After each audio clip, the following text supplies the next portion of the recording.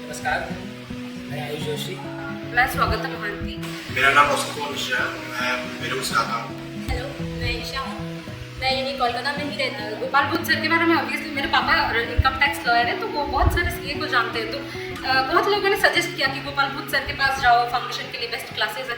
मेरे family background में 5 से 6 सीए लेवल है और सब ने यहीं से पढ़ाई की है और आज की डेट में सब सक्सेसफुल है, इसलिए मैंने चुना कि मुझे भी यहीं से करना है। द बेस्ट पार्ट इनके एग्जाम्पल्स बहुत अच्छे एग्जाम्पल देते हैं, डायरेक्ट जाके दिमाग में सेट हो जाता है। मेरे को ज़्यादा सर से अच्छा लगता है कि सर बहुत इजीली वे से समझाते हैं।